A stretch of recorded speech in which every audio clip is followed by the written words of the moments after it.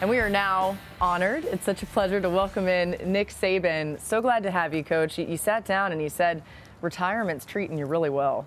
Yeah, it's been great so far. I mean, got a little time to play golf, and I wouldn't be here today. We'd probably be having practice.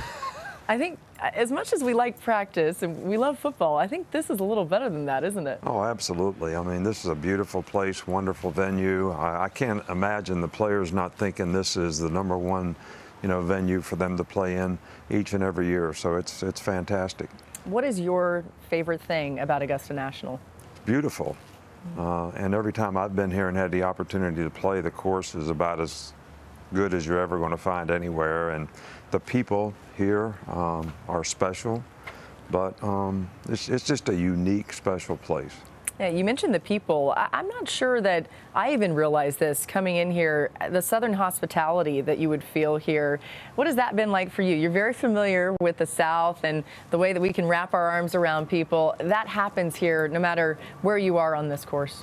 Yeah, and I think the spirit of all that is really something that I have a lot of respect and admiration for, because it's the way I grew up. So it's kind of the respect that I have for it is unique, and the people here are very unique in terms of keeping that spirit alive.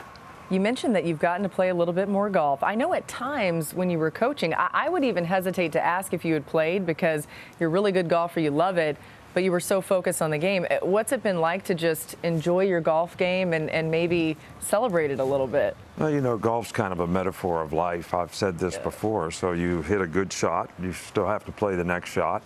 But if you hit a bad shot, you got to overcome adversity. Yeah. And unfortunately for me, I've been doing the latter more than the former. So I'm learning how to overcome and be persistent. What's that frustration like for you when it doesn't go your way? I enjoy it. I think one thing about golf, it's a great social game. Yeah. So the people that you play with really make it fun. And I'm never going to be that good. So I enjoy the company as much as, the competition of the game. It's great to see you smiling, looking refreshed, enjoying retirement. What's been the best thing so far, maybe even about spending more time with your family? Well, the best thing is I spent 50 years being in a hurry and didn't even know it. So when I retired and sat back and didn't have so many things to do, I figured out that wasn't normal. This kind of life is a little more normal, even though I'm staying busy and looking forward to ESPN, doing the draft, doing game day, and some of the things that you've been so good at. I'm kind of staying busy, so didn't really want to quit working. Yeah. Just didn't want to ride the program down because of my age, and didn't really want to have to work all the time. I want to brag on you just a little bit here and take everyone inside. We had a Zoom the other day for our draft preparation for the ABC draft, and we're so excited that you're joining our coverage. And guys, Coach got on there and he was prepared. He knew all these players. We're talking through how you're watching film about them, and we're going to be in for a real treat on draft night with you. I feel like you've been really dialed in on these guys.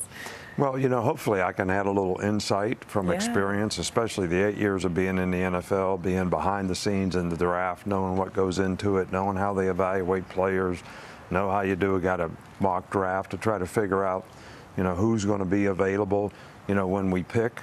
Because I think most people, they just think you get to pick who you want to pick. No, you got to pick who's available when you pick, and you got to try to figure that out so that you can put some guys in the right spots for you and what your needs are on your team. I know you know a lot about preparation in general, preparation for golf and for these players here who are the absolute best in the world, playing at the best course in the world is different. What's impressed you as you've spent time with some of them to learn about how they really get ready for something like this? Well, I think what impresses me the most about these guys that I've been around, Justin Thomas, Nick Dunlap now, who's just coming out of Alabama, is the preparation and the work that they do.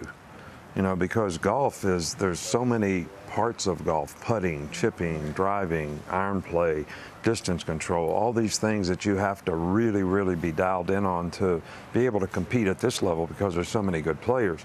So I don't know that people really realize how much these guys work.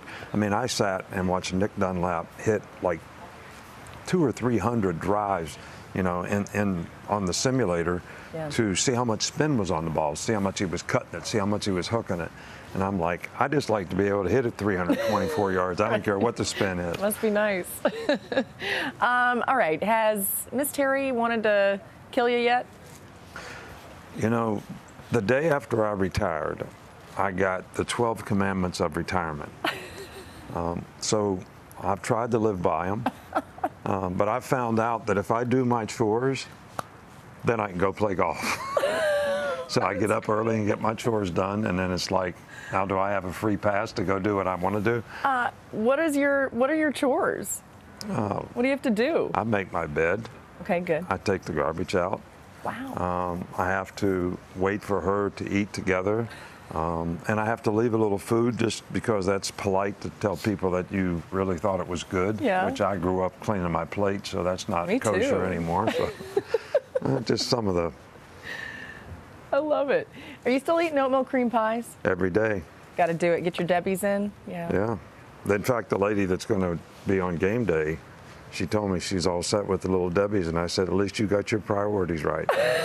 These are the important things. I got to tell you, the other day I had a little Debbie and I thought of you. So that's a lot of people around the world have a little Debbie and they think of Nick Saban. Thanks for being with us. I hope you enjoy today and just enjoy the relaxation that is so well earned by you. Well, thank you so much, and I appreciate it. It's great to have the opportunity to be here.